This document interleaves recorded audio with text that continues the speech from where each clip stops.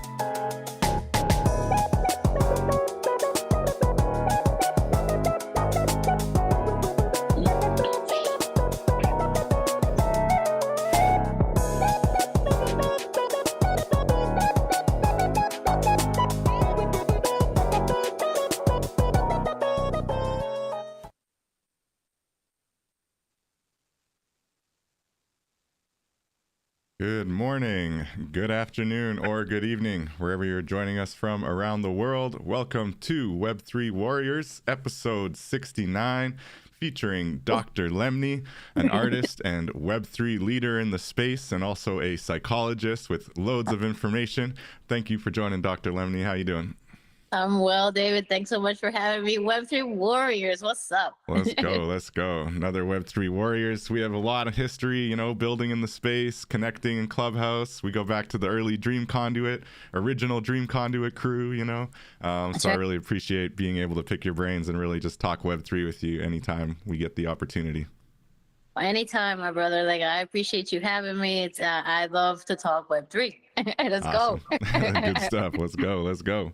So thank you, everyone, for joining. As always, this is the Web3 Warriors. My name's David Chroma. I'm the host. I go by Chrome in the metaverse. And today we're going to be talking with Dr. Lemny about a topic we always like to talk about with her, which is self-care in Web3, which is a very important topic. But we're also going to be looking at some of her cool new art using a little bit of AI technology in there and just really interesting vibes.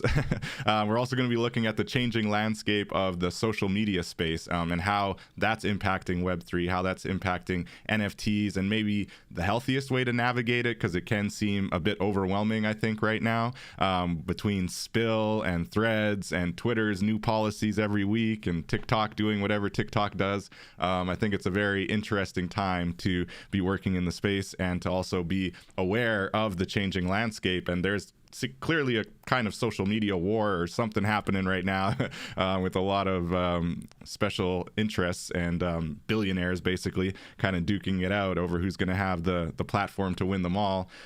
We like to say here in the Web3 space, you know, it's about abundance over scarcity, and maybe everybody can win, and it doesn't have to be, you know, so confrontational, but seems to be where we're at right now, and we'll see how things shake out. So really interested in kind of hearing about Dr. Lemny's thoughts on that, because I know she's got quite the impressive following on Twitter and also on Instagram, and now with Threads. It's an interesting new avenue, I think. So we'll explore that a little bit. But I wanted to make one point on this before we get into the interview with Dr. Lemny, which is, it is my hope, and I think I've heard this said by a lot of other people in the space too, so I'm not just making this up, that Web3 can actually usher in not just financial sovereignty, but data sovereignty as well, right? And the idea that Web3 with blockchain technology is all about transparency and accountability, right? So data can actually be stored on a blockchain, and on the blockchain in a decentralized fashion. At the very least, it's open to everybody. Now, you could argue that that's less private than a private server, but at least it's accountable, right? It's transparent, and it can be created in a way that each individual actually has their own kind of data in a clear, token or a node on the blockchain, and they can see what's happening with it. So it's my hope that Web3 can actually usher in kind of a new data scenario, because I think that the Web2 way that data has been used and really pilfered and abused, I would say, to really manipulate people, right? So that they know what you like, they know what your interests are, they know how many kids you have, how old they are, all these other random stats that let them kind of send advertisements to you that you're more likely to click on, right? And I get that that's just been the way that things have gone, and maybe it'll continue that way. But it's my hope that Web3 might actually upend that entire kind of misuse of our data. At least that's the way I view it. So we'll see. Maybe Dr. Lemny's got some thoughts on that, but I just wanted to leave the audience with that little tidbit of let's try to push back against this idea that we don't have sovereignty over our data, right? That we all just, click the boxes and accept all of the really intrusive data kind of practices of the typical social media companies right now, right? So it's my hope that society as a whole, and I know governments have been trying to, maybe over trying or not trying hard enough, depending on where you come from. But they've been trying to kind of make sure that there is some accountability with these social media platforms, but that's very difficult on the internet. And I don't know that government is the best way for that to happen, right? Ideally, I think the people lead it and the people demand data sovereignty and not having their data kind of stolen and manipulated. So just going to leave that big conversation on the table and see where we go with the rest of this interview. But I just think it's a really important piece that Web3 can usher in data sovereignty, not just financial sovereignty. And so maybe that will mean a whole bunch of new social media platforms that are much more open and accountable and transparent. So I'm just going to leave it at that. That's my hope when I look at social media and Web3's impact on it. But I also know that the tools that exist right now, whether it's Instagram, definitely Twitter, probably leading the pack. And now you've got Threads and you got Spill and you got a few other competitors coming out. They are very powerful tools, right? And so I'm not saying you shouldn't use the tools, that's for sure. And Dr. Lemny can share a whole bunch about that. So Dr. Lemny, without any other further ado, what's new with you? What's keeping you busy? And welcome back to the show. Thank you so much, David. And thanks so much for that synopsis about, what kind of where we're at in the space when it comes to kind of like data security, accessibility to like ownership, right? About everything that we're putting out. And, I was, I'm still in the space, I've not left, nice. I try to kind of like be as participative, as possible, and not just kind of like in my own kind of like headspace, when it comes to like the creative process, but, be an active community member and to be abreast, and one of the folks was talking about how like, a lot of these platforms, we're supposed to be leveraging them to come back to our own kind of like homes, like bring them back to your website. Like, this it's really kind of like a traffic stop. It's like, okay, hey, how's it going? All right, let's go over here now, And so like people have been kind of like using it as a space to kind of like pitch a tent, and hang up, and pop up their shop and stuff, and like and do it that way. And so I think that when creators become more intelligent about their ability to kind of like leverage and manage their kind of like intellectual property. That's the word I was looking for. Sure. Then they can kind of like use these platforms in a way that's more conducive, for their aspirations. Most definitely. And we've seen people doing that to very good effect, including yourself and many others. But when you look at the town, I like that kind of the stop, right? The idea that it should just be a stop, kind of directing your collectors or your audience or whatever to your main page, to your main collection, maybe if you're trying to sell NFTs. But do you think that the social audio side of things has made that better, like made it more of like, you set up your little shop and maybe 10 people come around and you're able to kind of talk about your shop and everything you sell in your shop? And how do you see that evolving? Like, do you think that whether it's Twitter Spaces or Clubhouse, like that the social audio piece of it is a good thing for Web3 and will continue to be kind of heavily relied upon for NFT collections and Web3 builders in general? I think all of it has its like all of it has its utility and purpose, you know, like, and it all is going to kind of like make sense and be useful at different points in time, you know. So like I think that like it's kind of like we don't throw away Facebook. You know, like that still has its, you know, for all intents and purposes, like we still go over there when we need it for whatever it is that we need to kind of like utilize it for. And so it's kind of like things get reinvented, you know, and tools kind of like get you know, repurposed, you know, so to speak. Yeah, for sure. Before we get too far down the social media rabbit hole, let's look a little bit at your art. I'm very curious about the process behind some of your new art. It seems like you've leaned into the AI a little bit. I know you had your kind of Subway series, which I think you're still working on a bit. But on Tezos here, I'm looking at your Tezos page, and you got Maya Angelou, you got a Mike Tyson piece. What's some of the inspiration behind some of your more recent art pieces here? Thank you so much, David. So this is fun. I love this part of the conversation. I mean, obviously the art part, right? So the AI, you know, as we've seen, you know, it feels that it has been massively adopted, you know, by a significant, you know, population of our, you know, human community. And so you know, I'm no stranger to that. And so like one of the things that's really interesting to me is to kind of like do a little bit more, you know, and to just put my touch, because like, you know, it starts to look the same, you know. And so like what are you conceptually trying to convey, you know, what are you you know, communicating with the art.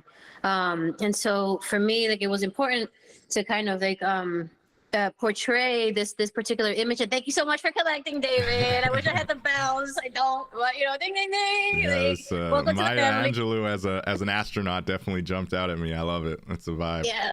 Thank you. So like you know, it's Maya Stellar. That's the piece it's called. And so it's about, you know, integrating, because Maya was a writer, you know, and I'm a writer as well. And being able to come into this space, into Web3, we know that, you know, all of our skill sets, all of our talents, you know, all of our value is brought to the space. And so you know, as a writer, as an artist, as a creative, you know, as someone who meditates, as a futurist, you know, as someone who likes to kind of be in outer space, you know, part of the day. That's it. Just astral projecting here and there, you know. Yeah. So like I went in and did that. And so I'm really enjoying the Tezos community and that whole kind of like interaction, because it allows me to, you know, forego Ethereum gas prices. That's for sure. You know? That's for sure. Yeah. You know, and have fun and still kind of like, you know, trade with people. I just collected a whole bunch of artists, and so that really kind of like, you know, gives me that perspective of being able to kind of like understand what collectors are kind of like, the collector's mind, you know, and what kind of like people are kind of like looking at, and you know, how people buy things, you know. As a psychologist, I'm observing my own mind. And so like that's been kind of cool. And not just that, but also being part of someone's another artist, like, you know, their trajectory and their kind of like, you know, their story. It's really nice to like, I want people to be there for me, you know. So it's kind of like, this shit goes both ways. Like you can't fake the funk. Like you really have to show up for other people in the community. If you want people to show up for you, like we're not in vacuums. Like, you know, we're not in silos. And I think that that's one of the lessons, you know, that I think that I do really well in the space, and that, you know, if you miss that one, you're gonna need it. And in particular, you know, while we're speaking about art, you know, we're talking about the Subway series. You know, now I've brought the Subway series to look at you retweeting at the same time. Sorry, just distracting you. Yeah, I'm just scrolling through your art here. Don't mind me. We are so neurodivergent. I love it. Yeah. Of course, like, and that's what I'm talking about. We're like living in like multiple spheres, you know, and then like you add one, and I'm like, all right, I'll fill in threads, you know, and you're able to kind of like show up and present in a different way, you know, and to have people interact and engage, you know, because it's kind of like I always wanted to show my entire artwork, you know, and presented it in a certain way that it looks like gallery-ish, You know, I was like, Yeah. oh, this looks clean. You know, and David, I'm not the most finesse person with technology. Okay, like surprisingly, all right, That I'm is here. surprising, actually. Sure took But over Twitter pretty quickly. yes, that's just because I came in during a bull. Like, let's not forget causes and conditions. Like, I think it's really important for people to understand. Like, like when you came in, and so like right now with threads, like if you're coming in early, like you're going to be able to kind of like make a mark. You know, if you kind of like work it and understand the technology and how that algorithm works. I'm not getting it. It's day 3.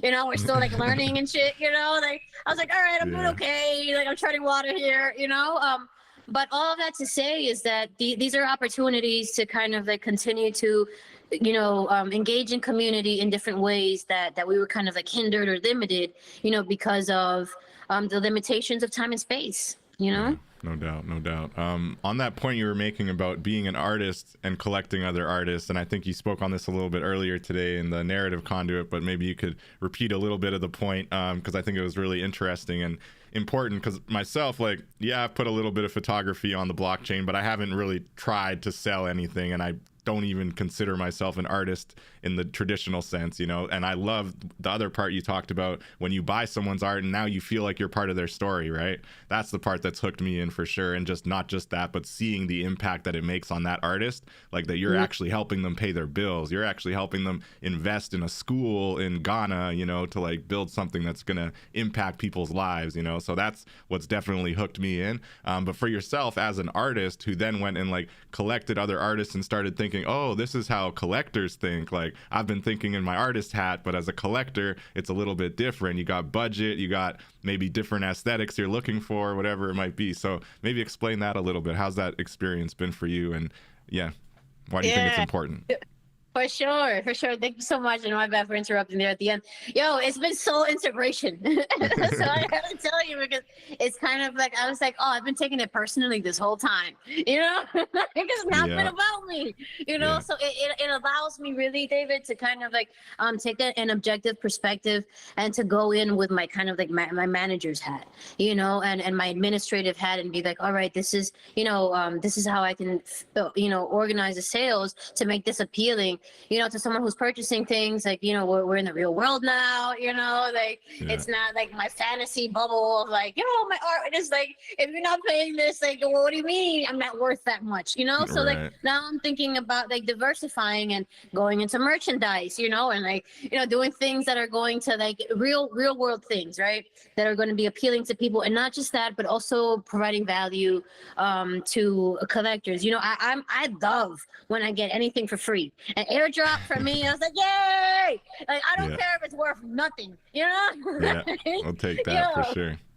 Everybody gets hyped. So like, I was like, you know what? I'm gonna go ahead and the people who collected for me on Object, and you're getting one coming too. Let's go. So like, just go ahead and do that, because and someone in one of the rooms today also was talking about how like that also solidifies like who you are on the blockchain. Is like, it's not just an empty wallet, now it's kind of like it's a stamped, that like there's an interaction and a dynamic that like, there's a back and forth, there's a flow, and then when we have that type of movement, David, spiritually, energetically, whatever it is, like you're bringing in abundance, and like you're not stagnant anymore. And so like, I feel like I've brought that into kind of like my process now on the blockchain, which is super dope, as an artist, as a collector now, right? I was like, now I got like these 13 artists that I'm like following. I'm like, all right, I gotta retweet them, That's like awesome. all these other things that I want to like invest in them in that way. And I'm like, like I spent like one tez on them or whatever. Like that's not what it is. That's not what it's about in the blockchain. Like, that's not what we're cultivating here. So, and speaking of like cultivating stuff too, and I signed up for innovative labs and stuff. So what they're doing is they're having a cohort of like about 170 NFT artists, right? Oh wow. And creatives. So people are getting together. And so what that is we're gonna learn how to do dynamic NFTs. Okay, so like I really want to get into like stepping up my game. I don't just want to give you like an NFT. You're just like, okay, that's cute to look at. Like I want to give you an NFT that come Christmas time is gonna change colors, is gonna give you this, is gonna talk about that. Like play Jingle Bells for you. Yes, sir. Like all that. Like I'm like, oh shit, this is fun. So it's nice to kind of like go through it in a cohort. So we'll be there for like a couple of weeks, and then there's gonna be like about 20 artists that are gonna get selected to like do a show again at the Oculus here in New York City. So I was like, yo, I'm here. Pick me. Nice. There you go. So Let's go. we'll see. But any all that to say, David, is that there's so much opportunity and so much like untapped territory in the NFT space and NFT world as artists, as creatives. So I'm here for it, fam. I'm not going nowhere. That's what's up. I love it. And looking at Tezos, like I was just browsing a little bit of your collection that you've collected now, and there are awesome art pieces you've got here. Very, very good choices. Tezos, I know you mentioned obviously the gas fees aren't as high as Ethereum, but when you look at like the aesthetic of it, just the general vibe of the community, like how do you feel about Tezos, and is there a reason like outside of the cost like that you've been attracted to Tezos? Because there's like Solana, there's a couple others that have like no fees pretty much, and they exist too, but what attracted you to Tezos? Yeah, no, definitely. I want to go everywhere. Like yeah. I've always been chain agnostic. For sure. It's all about like pushing like the culture of sovereignty forward, whatever chain that is. And so definitely like when it comes to Tezos, like actually my initial like my genesis collection on the blockchain was actually had a couple pieces on Hicketnunk. So I've been on Tezos. I'm an OG over there. Yes, I got some like so check them out. They're on there. Nice. But I just have to carry them over so that they can be active and for sale. Right. I haven't figured that shit out yet. Anyway, but all of that is kind of like what's wonderful about the blockchain again is that kind of like in 2021 like. I'm not just starting a fad, because everybody went to Tezos. It's like, these are ideologies, and paradigms that, I had in my mind, that were values to me, and that I just circle back around to, so we're keeping it real. David. No doubt. That's what's up. I went and checked your earliest Tezos pieces, and those are really cool, really colorful. I like Nah, I'm Good. That's a good one. Thank you. Yeah, Very the style cool. changes too, right? You can see that as well. No doubt. Yeah, style change. That's what's up. Evolving, adapting, trying different things. Very cool. Very cool. So looking at the Subway series, which you do a mix, it looks like, right, of incorporating AI, and then you have some that you've just kind of done some hand sketches of. How's that going, and how do you kind of envision it evolving into the future? You're not minting them that much, right? The Subway ones at this point? No. So it's just kind of more of a little bit of a creative exercise, kind of like a sketch. Is it like a creative exercise, like a sketch or something? Yes. Thank you. And again, I get excited, so apologies for speaking over you. You're good. And yeah, so basically, what I'm doing is, all this work comes to me, David. It's really interesting because the ones that are on Hicketnunk, right? That came like right before, like during the pandemic. Like that was like the digital work that I was working on before I came into NFTs, and that was kind of like the body of work that I presented when I did like my genesis, because it was just like right on the cusp. And like I'll get these downloads of like these episodes, right? Like if you're an artist, like when the moon comes, yeah, man, I'm not lying to you, brother. Like it just happened like this past weekend, right? Everybody was like, having a fit with Elon because he was like putting all those like, blocking everybody. And I was here in Brooklyn, house sitting for my friends, and going to town, like under the guise of the moon, and went to town and, did a collection of the Subway series extended, right? Of these women in collage. I painted them. I did them in just a variety of mediums. I sketched them. I had them as well with why am I always forgetting pastels? Jesus. And I also digitally, drew them. And so it's just really wonderful to kind of like understand, processes, and to go into that hat as an artist, and to kind of like bring out work. So what happened too, that was super dope, this week, is that I showed some work at the Heath Gallery in Harlem, and I'm happy about that. So like that the Subway series is kind of like evolving, right? And like I'm bringing work into real life. Essentially, to make a long story short, with the Subway series, where I see that is really I see that as a collection that's going to hit IRL galleries. Like I see myself kind of like really doing like huge paintings, and doing more gallery work, doing more IRL stuff in that way. The drawings and the sketching has really kind of like opened up a lot of possibilities that have expanded and have really kind of like generated a shitload of AI also, because like I'm also kind of like, using the collages, and I'm generating them into the AI and spitting out like dope work. And then I want to paint that, so like it's just kind of like the process is awesome. continue. Sounds like it's just like evolution happening in real time, and it's really exciting to see too on your Twitter feed. You're so good at sharing kind of your work in progress, and even just different works that you work on, not just what you're minting, right? And shout out to Sasha in the chat saying hello. And she was also just recently in an art gallery, I believe, so I'm sure she can resonate with what you're saying. Congrats, sis. Let's go. What's up? Thanks for joining. Very cool. So amazing artist. Follow Sasha if you're not. Let's go. Follow Sasha for sure.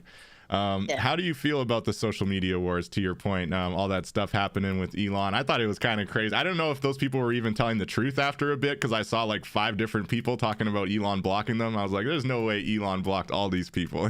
But maybe he did. I don't know. It's just crazy. But what do you make about all this? Well, first, Twitter. Let's start with Twitter. How are you feeling about Twitter right now? Oh my gosh, I feel like I feel bad for Twitter. I feel for Twitter the way that I felt for Instagram. No, shit, hold on. I feel for Twitter the way that I felt for Clubhouse when Twitter Spaces came. That's the feeling, because it's kind of like, Dad was like, "Oh, you guys are misbehaving. I'm taking away the toys," and then then Stepdad was like, "Oh yeah." I was like, I'm giving them all the toys, Wow, that's a good analogy. That's how I see it, and it's kind of like, I was like, we're going with Stepdad, he's got all the toys, like, sorry, and so. Yeah, so you think Threads is going to be the new cool kid? Yeah, it is, because it gives you like fun functions, that are really applicable and relevant for a lot of content creators, and people want to be able to have a certain level of ability to engage and have other people see their work and have it presented in specific ways, and this app is allowing creators to do that. Yeah, and what do you think about the impact on Web3? Because I'm seeing, I think, in general, there's a lot of sentiment, a lot of people that are kind of on the anti-censorship stuff, right? And thinking that Twitter's the only place for quote-unquote free speech. I'm not really aligned with that necessarily, but I do think that there's a lot of crypto people kind of aligned with that, right? So I think there are a lot of crypto folks who don't, or will just refuse to jump to the Meta platform, right? And then in the Web3 space, I've seen Meta kind of dabbling with NFTs, but not really. And I don't know that they're even like culturally aligned with Web3 and crypto. So those are kind of my 2 concerns. One, I'm not really as concerned about the censorship side, but more so culturally, how it kind of like splits the culture potentially, right? But then more importantly, I think, is the actual like, does Threads like NFTs? like do they want NFT creators on their platform the way that Twitter frankly embraced NFT creators? They let people actually show their NFTs on the platform, and they have some on-chain connection, So yeah, I'm looking at it that way, and me, I'm pretty anti-meta in general, but I see the value in it for sure, and I do think Elon has squandered a lot and made some missteps on Twitter for sure. So how do you think the Web3 community is going to react, and are we getting splintered? Are we getting split up between the 2 step parents? Yeah, no, absolutely, because I definitely think so, because what's happening, at least my experience, of what Twitter was, that era, and we were talking about it earlier. It's like, I feel like, things have a beginning, a middle, and an end, and everything is kind of like on a trajectory and on a cycle. Right. And so like the cycle of Clubhouse was one, and that ended, and then there was a mass exodus to Twitter Spaces, and that then became its own space and its own iteration of what that was, and then that grew to a height in popularity, and that is now currently being challenged, right, with this because what we're talking about is attention and where people are spending their time. And so like if you have people that are kind of like building and excited about something novel and new and feels fresh and kind of like a new opportunity, and that feels to me more cultivating and more generative than going to Twitter Spaces where people are still fucking arguing about the same bullshit, then I'm probably not gonna go to Twitter Spaces as much right now, So that's what I'm feeling is what the Web3 space is experiencing. Is kind of like, where do I want to spend my time? It's kind of like, and what feels good to me, what's consistent and aligned with what I'm trying to do. And so for me as an artist, as a creative, I'm not much of a technologist. I'm not so much of, like I love the technology. I love the crypto, but it's not it's not my wheelhouse. And so like I'm not gonna live over there in that section where like I'm king of the house, and that's what Twitter Spaces has become for the crypto humans, for the maxis. And so when I made a comment about the bros, and I was like, yo, I'm so happy over here on Threads because at least you're getting a fucking break from that shit, and one of the guys came over, he's like, yo, we're not that bad, Yeah. And I was like, but do you know? I was like, you could, and I was like, now he knows, he has insight, right? Like, yo, you were dominating, you weren't sharing the fucking space, like, sure. that's not what futurists are about. Futurists are about kind of like sharing space and making sure that we're all here, and not just like futurists, it's just kind of like there's a wisdom there, David. Like I think that that kind of like divide and conquer, like you know what it is when people have beef with other people in the community, and this is going back to kind of like the conversation that you initiated about self-care, and having kind of like healthy social relationships with folks, like when you beef with people, like they don't go away, like they're still around, like, I mean, you can block them, you can do this, but like we're still kind of like in the same social environment, right? And especially in Web3, it's small, right?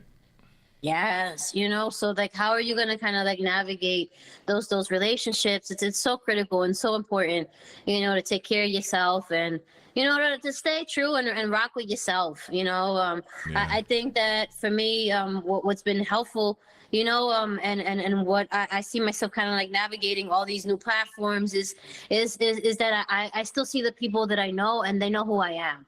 Like I went, in fact, and I'll talk about going where you're wanted and where you feel good. Definitely. And leaving where the fuck you're like, yo, I do not belong here. Yeah. Everything is not for everyone, right? That's it, and I think I missed out, and I think you spoke to this before in another room too, on missing out on NFT opportunities for that specific reason, right? Like I walked into the Bored Ape room way back in those early days and I was like, this is not a vibe for me. Like this just sounds like a frat house. They're making monkey noises. Like I don't know what's going on here. Like I don't care. Like I'm not spending my money on this. And then, a couple of months later you realize you lost $10,000 or however many thousands it's at now, but that's c'est la vie, Yeah, and at the end of the day, it's kind of like because it wasn't aligned with you, like it wasn't gonna work for you in the same way, like, you were gonna mismanage it or somebody was gonna fucking steal it or like, who knows, like, what's for you is there for you, and so like, so case in point, right? I went to, because not everything is like roses, David, like I don't have great experiences everywhere, get the fuck out of here, like that's not reality, but we're still here. So I went to Blue Sky. Yo, that was not the spot for me. No, like why? I just got access, but I've only just made my profile. I haven't really done much, so why not? Yeah, why not? Because I went on there, I don't know, maybe I want to say maybe 3 months ago when I was like, all right, let's start exploring other stuff and see what's happening.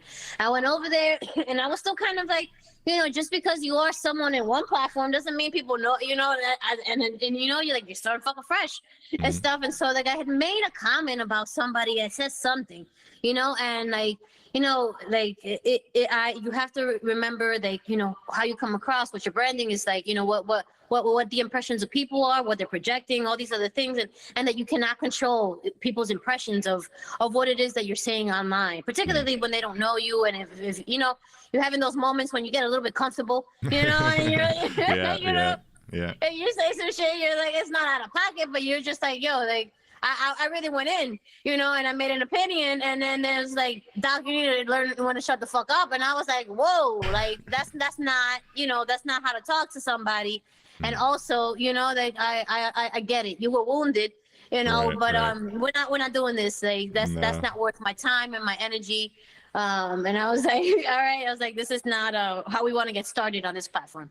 Okay, so Yeah, that's all it takes, right? One bad experience, you're like, all right, I'm out. no, I'm telling you, like I had the mob come after me, David, and what's really Shoot. interesting about this is that like the cancel culture, right? And this is part of Web3 too, like this will happen, is kind of like you show up, you have this persona, and not just the persona, like you're a person, and, you have values and things that you kind of want to purport in this world, and people that you want to kind of like engage with and carry that message and live this life together with. And when you're misunderstood, and people don't see you for who you are, then you don't, like, why are you fighting against the grain? Like, and I think that some people stay in very toxic environments for too long, and I think that's what happened in Twitter for a lot of folks, for me included. Yeah. Talk about it, man.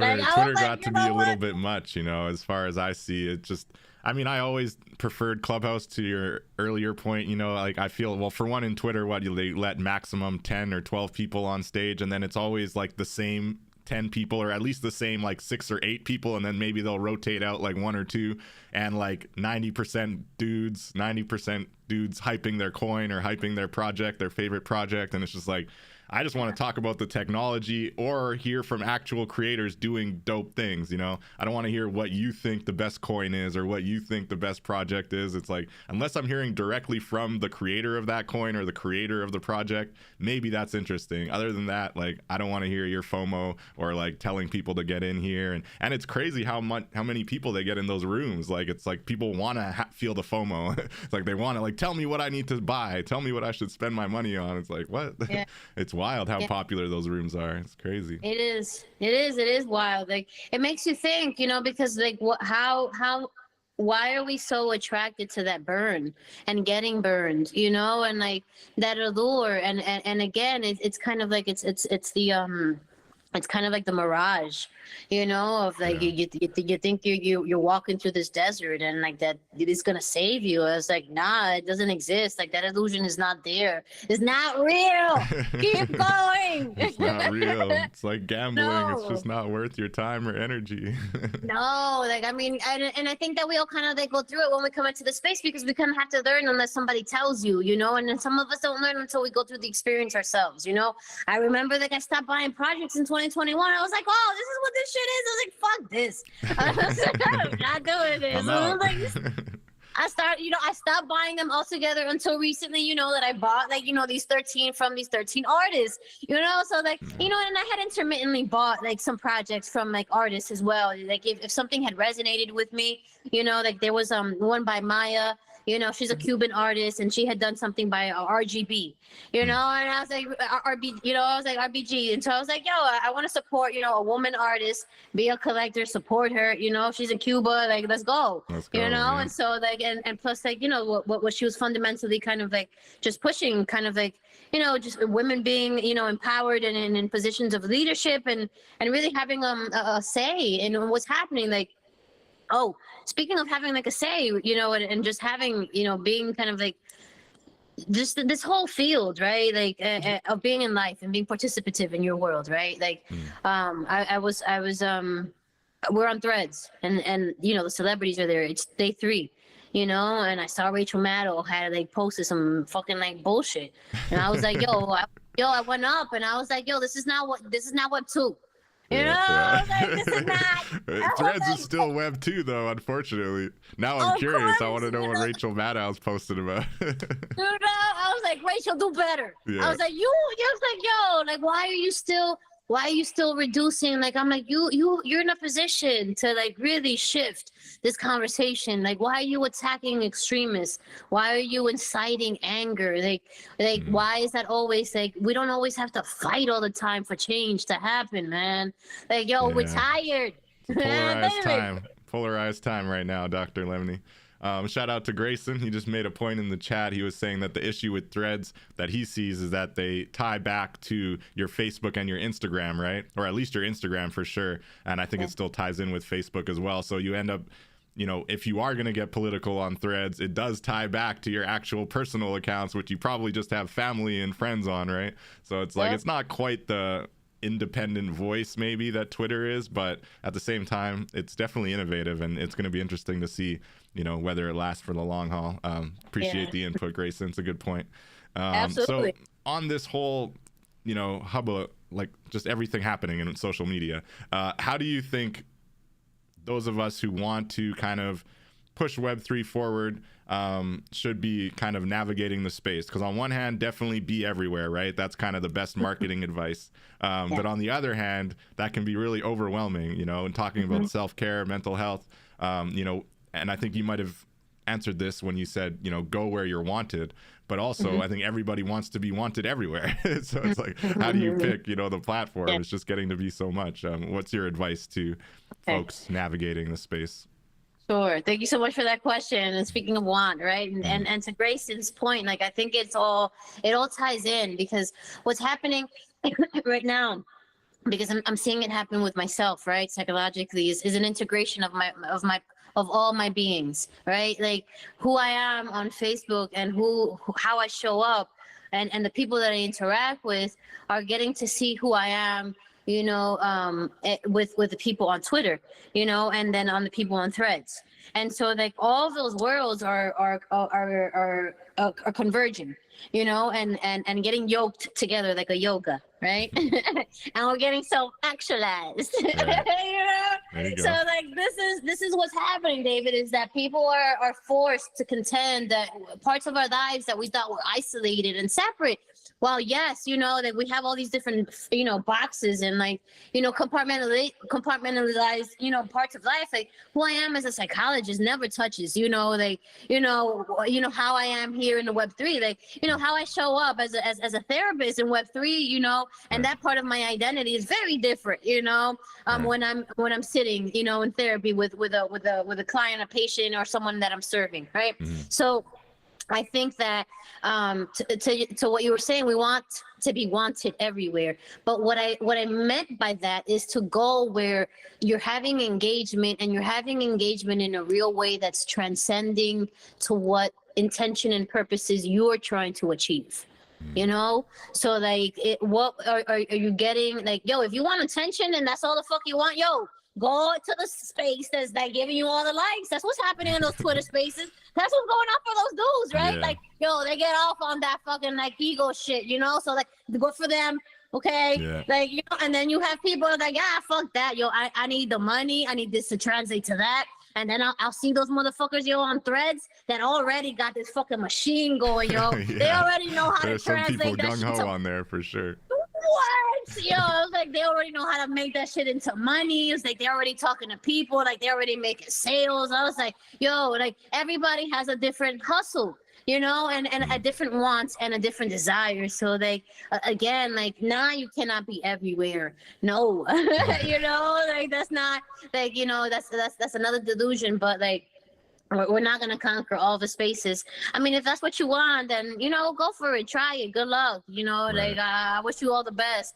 But, you know, for me, in my experience, again, going back to that is like, whatever it is that you're trying to achieve, flex and leverage these platforms. Don't let them fucking run you, and don't let the people who are on there run you either. Like, I know that we work in community and in dynamics with like other creatives, you know, and we're like constantly like looking to the side when like running these races and shit, you know, but like, you know, we could be these horses that are like, you know, just focus, just and focus I'm on like, your own track. you know, like, you know, you stay in your lane, and you know, and you won't get in a car accident. There you go. Don't burn out. Like, don't get in an accident. Just stay focused on your lane. Just keep go running. deeper. Yeah, like the Subway series has given me some focus, you know, as an artist and kind of like as a creative, you know, like I think that people need to have something that, like, you know, that's giving them some what's the word, anchoring, you know, because it's kind of like the space flips us up and around, and we're like in a wave, David, you know, and like we don't know which way is up half the time. And so it's really important to kind of like have a point of locus and focus, you know, for your mental health and your mental wellness, you know, for sustainability, you know, because people, we're all seeing each other and we're watching each other evolve and grow, you know, and we're all learning and growing from each other. So definitely, you know, showing up, you know, and shining your light and trying to kind of like, you know, be the best version of yourself in public. You know, because you know we are public people in Web3. You know, we're not living a quiet lives. You know, these are very public lives. You know, so that's all true, and it's not easy, and that's honestly been probably one of the hurdles I've seen when trying to onboard new people. Right, is the idea that you do kind of have to be more public if you want to make it worth it. Right, if you want to find collectors, you want to sell your work on the blockchain, you have to tell people who are on the blockchain who you are and what you do. And I think a lot of artists are used to just, or even musicians too, you know, hand it to a gallery, hand it to a record label, and they do the promotion, they do this and that for you, and they take their massive cut, and they feel justified doing so because they helped you sell your stuff. But you know, this is really flipping that all on its head, right? And saying you got to kind of go get yours, and you'll make it, but it takes time. You know, there's no overnight. There's no overnight success, right?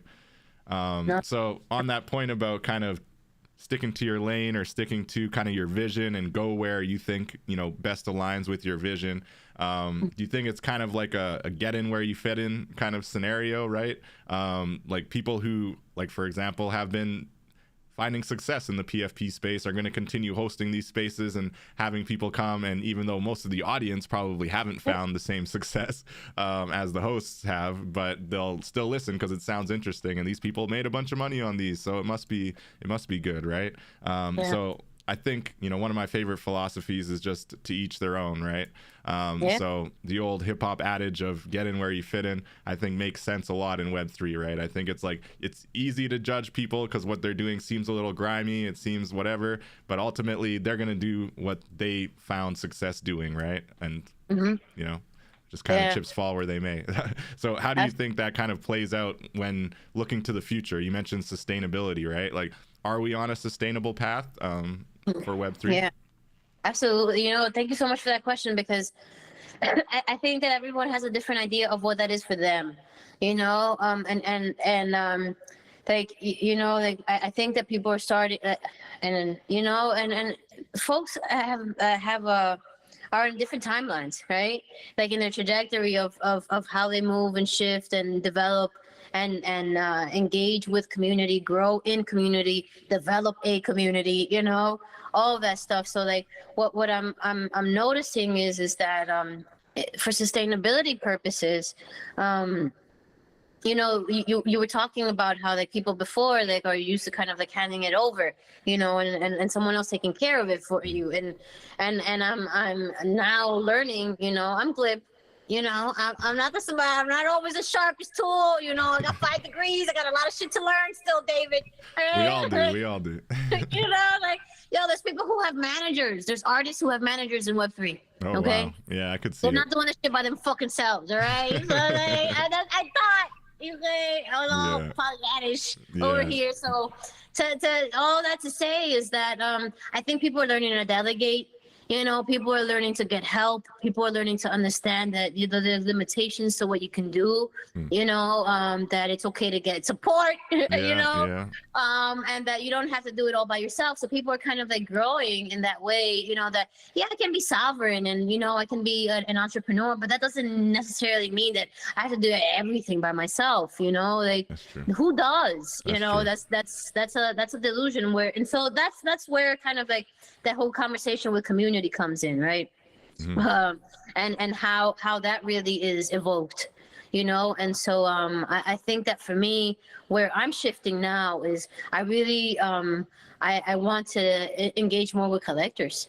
Like before, like I just like engage with the whole Web3 space. I was like, Right. hey, we're here, what's up? Yeah. But now I kind of like I want to have a relationship, and I'm like, what do you like about this work? Let's talk about my work. Like, like what is it about? Like have my own little world now. Yeah. And let me tell you, I was hesitant, David, because everybody's like, when we were on Clubhouse, it's like, Lem, how come you don't have your thing? And I was like, yo, I'm tired. Yeah. Like, because I was have still a Discord, right? You need to have a Discord server. All of that. It was like, you need to have your Telegram, you need to have a back channel, and have your group going on in the back of Twitter. And I was like, yo, I'm not ready for that, and it wasn't time for me, David. And so like now I was like, oh, I'm like, now that I'm kind of like collecting and I'm following these people, I was like, I'm invested. Like I was like, all right, what are the things that I want to do for these collectors, that I want to do for these artists? So like now I'm finessing. Yeah, that's awesome. The and you gravity. mentioned you're doing airdrops for your Tezos collectors right now, right? Yes, sir. I'm giving back. Like I'm always giving back. But Yeah. I'm giving back on the blockchain. In a way that is resonant to the community, because I've been giving back energetically with So love. much, yeah. So much. Yeah, but like like people want tangible things as well, and I, I'm the mom that gives you love. I'm not always the mom that gives you shit, like, and so like Not I buying have the to video get back, games for the kid, right? I gotta get back into like my material, part of like my, of my spiritual shit, and I gotta be integrated. And I'm like, all right, here's a couple airdrops, here's some art, like, come Christmas, like I'm gonna do a couple meditation, whatever it is, like I'm looking forward to like, doing stuff for people that's, let's do a one-on-one. How you doing? Let's check in. Like, let me give you a tune-up, Yeah, no doubt. No, it's so, amazing. like, And I think that's part of the magic of Web3 as well, right? Like in the traditional art space, there were some galleries wouldn't even tell you who bought your art, right? Like you don't even get to know who your collectors are. Now, not only do you know, but you have like access to their wallet at any moment. You can just drop something in there for them. You could, do whatever, or just keep a database of all the wallets who have collected your NFTs. And now you have a list of,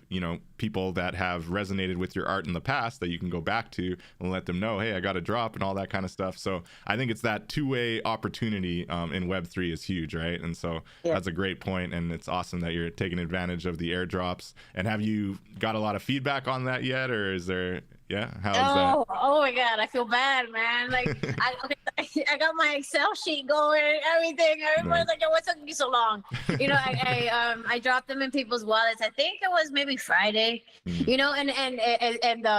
And someone had tweeted about it today. She's like, when you watch a pot boil, like ultimately, like it brews, Yeah. like.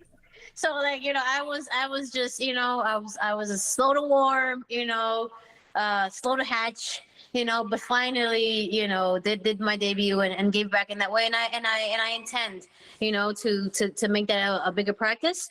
No, that's amazing. I gotta figure it out on Ethereum how to do I was it gonna ask, have you looked into like doing a manifold kind of thing where you first do like an open edition or something, right? And anyone who buys your art, now you can turn around and do an airdrop to them as well, right?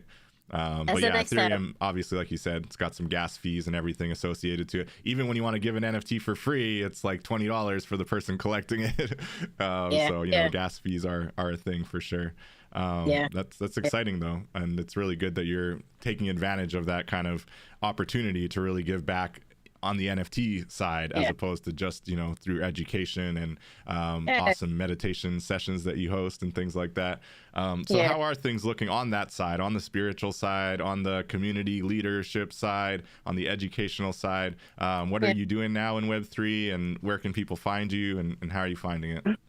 Sure. No, thank you so much for that. Like, that's the part, David, that I think that's been happening for me. Like, I think I became an artist finally, you know. And as an artist, like, I was like, yo, now I gotta take care of my collectors. Like, what are you talking about? Like, I was like, what do you think you are? Like, you're not just out here, you know, teaching, like, and not just only like teaching, but like really like loving and supporting and making sure that people are like, all right, because like, yo, if you're not okay, I'm gonna feel it, you know. And it's not just more than just transactional at this point. Like, yo, we've been here as an ecosystem, as a community. Like, this is the year 3, you know, for me, you know. And so with all that, like, you know, you look out for each other. And so folks can still find me, you know, and I'm looking forward to, you know, doing more coaching one-on-one.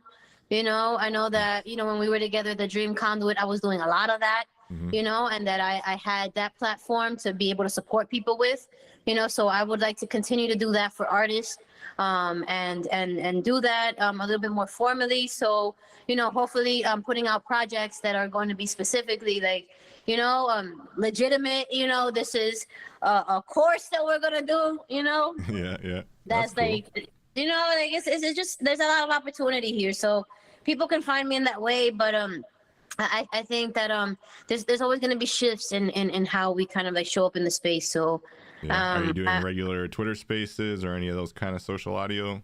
yeah, Spaces? so I did a collectors connect space with Liana and oh my gosh, yo, why do I always do that when people ask me for names and then like it happens. I'm bad with names too. I completely love Liana though. We got mutual friends Zico for and sure. Liana. That's what it was. Sorry? Okay, Zico. Oh, Lito. He's an amazing collector, and I respect his eye, man. And I've been watching him collect since Jump, and he's always been selective, and you know, and he's a DJ, but he also collects art, you Nice. know. And Nice. so like we were able to have that conversation, and I hope, you know, for me doing the spaces again, like it's draining, you know, like it's a lot. So like I'm hoping to do them maybe once a month, you know, and that goes back to self-care. It's like, you know, like I know that the space in the community, like we need those vibes, we need that energy, you know, that positivity, and just kind of like getting together and kumbayaing and like, all right, let's bring both sides, you know, of these warring, you know, facts together, and try to kind of like you know, have a healthy, conducive space where people can kind of like, you know, learn, voice, you know, and just, you know, be together. So yeah, That's what it's what's all up. about. Hosting space, pushing the entire Web3 ethos kind of forward, right? It's exciting. And are you dabbling in the metaverse at all yet? And looking at this social media conversation that we talk about, right? Like, do you think that there's a future where people are just like meeting and talking in the metaverse? I mean, obviously it still have some kind of thread or Twitter type of style where you can have like a message board or something. But do you see the metaverse basically taking off, like becoming more of a meeting place, becoming more used, basically, more alive? And have you thought about it yourself at all as a creator? Yeah, no, thank you so much, Dave, for that question, because I think so. Yeah. I would like it to be the case, like, you know, especially with how the technology is moving and like the new glasses and all that stuff. I was like, wait, like it's moving forward. Like, you know, people are pushing, and so there's interest. I see some artists that are doing AR. I love AR, you know, and so I was just like, I want to do that, you know, and that's metaverse stuff. Yeah, Work, metaverse, you know. AR is very cool. Yo, like that shit is dope to me. I was like, anybody that sees that, it's like, where are we? Like, this is Back to the Future shit, you know? So like, it's super cool. But when I think of the metaverse, so yes, I'm part of this DAO. It's called Ashe DAO. And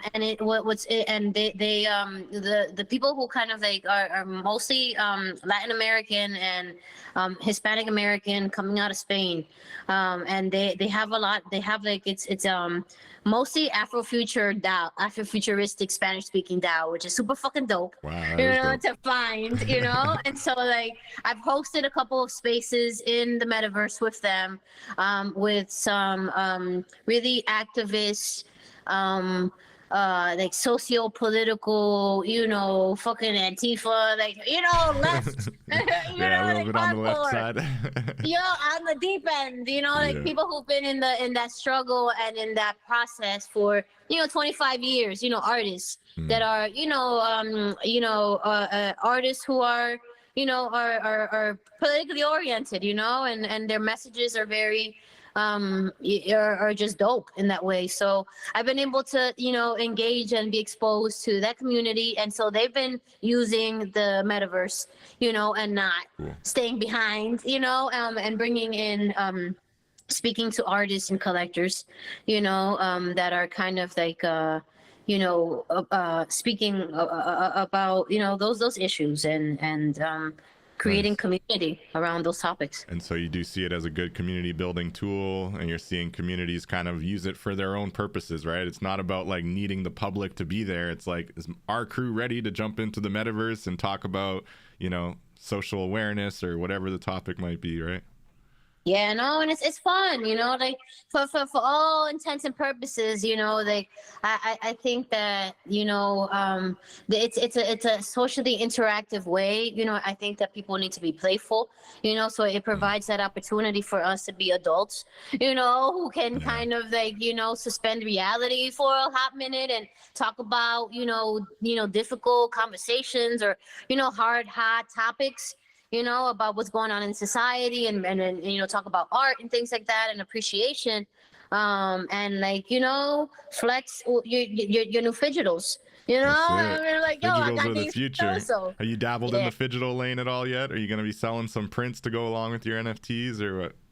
like I've made some masks, and I had like when I had done like I had done this one collection on that I had dropped on Known Origin, and Nyla had collected one of them. Oh, that's awesome. Yeah, Nyla's one of Shout one of out to my the long necky ladies.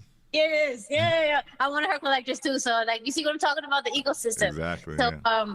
I had promised Nyla that I was gonna drop a mask of that art because I've been, I was wearing it in my stories and stuff on Instagram, but I never got a chance to like drop it. So things like that, that you put that into your unlockables. No And bringing it back to 2021 when we had those unlockable conversations, man. Yeah. David, we've seen a lot, my brother. Been a lot, yeah, and the evolution continues. I think we'll continue to see a lot, like your point on AR, whether it's the metaverse evolving. You also talked about dynamic NFTs. We kind of breezed over. That's another very interesting space, right? The idea that you can actually make it so your NFTs are evolving and changing as you want them to, based on time, based on an event happening, based on a certain collector or a certain number of collectors collecting the NFT. It can change a certain way. Do you have a specific kind of view towards how you want to use dynamic NFTs besides the Christmas one that you mentioned?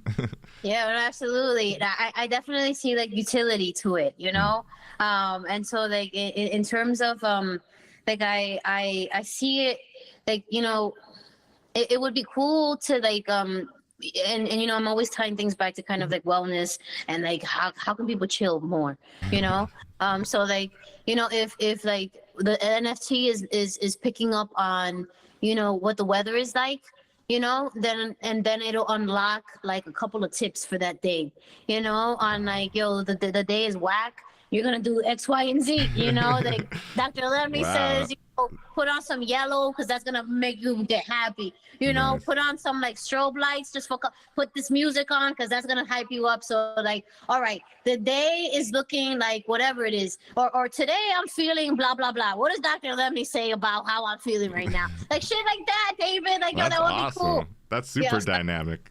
Thank you. That's like So, actually incorporating therapy and self-help, or self-care tips into your NFTs. That's really cool. Right. And then make it based on what they're doing, based on the weather, based on what the collector's thinking. That's really cool. Very cool. I'm excited. I can't wait to see them. Thank you, fam. Awesome. So we're hitting the 1 hour mark here. As we wind down, if anybody checking out the chat or watching the live stream has a question, now's your time to ask that. I just want to know what's next for Dr. Lemny. What are you most excited about kind of around the corner, and what can we look forward to? Yes, thank you so much, David. I always appreciate coming on here because you let me take up space. Yeah, that's what it's all about. Deep dive. And it's been fun, man. Like right now I'm working on self-publishing. So here's what's happening. You asked me about this dynamic NFT. I'm self-publishing this book based on my artwork. So that's something that's in the work. I don't want to give too much away. No, for sure. But because a lot of things are in the works. But all that to say is that this self-published book is going to be related to this dynamic NFT. All of this is coming together in one. All of that is being related to my Subway series. All of those things are integrated into really one wonderful project. So I'm happy about the book. I've got an editor already. I've got people that I'm working with. Dominican Writers Association. They're gonna support me with pushing the book out. So shouts out to Dominican Writers. Really a wonderful hub for people who who need to where representation it matters, man. I found my editor there, and like I don't need to translate my Spanglish. She knows exactly what I'm talking about. So like these are resources that we have that are available to us. So that project is coming together. So thank you so much. I can't wait to show you what I got. And I hope that people enjoy it and I'm looking forward to, doing more of IRL stuff, showing my work in more galleries, looking at more residencies, and just really cultivating, myself as an artist and continuing to develop, my craft, and to kind of like, evolve, with the space in all these different realms of being and personhood, hopefully taking a retreat in Canada in August with one of my llamas. Let's go. August. Are you going to Toronto? I'm going to be in Toronto in August. Are you? Yeah, there's the Blockchain Futurist Conference on August 15th, I think it is.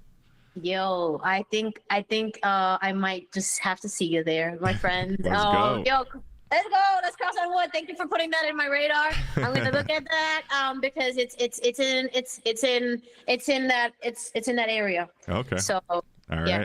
Well, we'll stay in touch. That'll be pretty cool to connect in Canada. I haven't been able to meet any of the Web3 natives in Canada yet. I got to meet Kush out there as well. He's the only other fellow Canadian. Well, and NFTP. And I was just going to say, NFTP, Clarina, she's just a few kilometers north of me in Gimli. So we're actually in the same province even, but I haven't been able to connect with her yet, IRL. But one day, I got to get her on the podcast too. She's another one who's doing amazing work, She is. She's dope. But she just got collected and highlighted by one of the people who just was in Sotheby's. I forget his name, but shout out to her. And then shout out also to the other Canadian up there who I appreciate and love, Miss Lindsay. Another one, Infinite Mantra, who does really fucking dope work with all that spiritual stuff. She's in Nova Scotia, so you got more Canadians in the space than I do. I think the names ring a bell, but I don't think I've spoken to them directly the way you've got the human connection with them, because you're so good at connecting with people, Dr. Lemny. It's amazing. I appreciate you. Well, that's cool. That'll be amazing if we can connect in Canada. I'm not seeing any other questions from the chat. I think we're going to wind down here. I do appreciate everybody who's tuned in. It's been an amazing conversation, Dr. Lemny, as always. Really rewarding. Lots of gems you've dropped. Lots of good tips for builders and creators in the space in Web3. And we'll continue to build and be in here in the space. Let us know if you have any questions. We'll be on Twitter and around on Clubhouse. But yeah, really excited and looking forward to continuing to build. And you can catch me also on Narrative Conduit on Clubhouse in the Blockchain Gospel, where we've kind of moved the Dream Conduit, which was folded into. So please do follow us on Blockchain Gospel on Clubhouse, Web3 Warriors on Twitter, Web3 Warriors on all the podcast networks. Follow, tune in. Appreciate everybody. Until next time, we will catch you all in the metaverse. Peace out. Thank you, Dr. Lemny.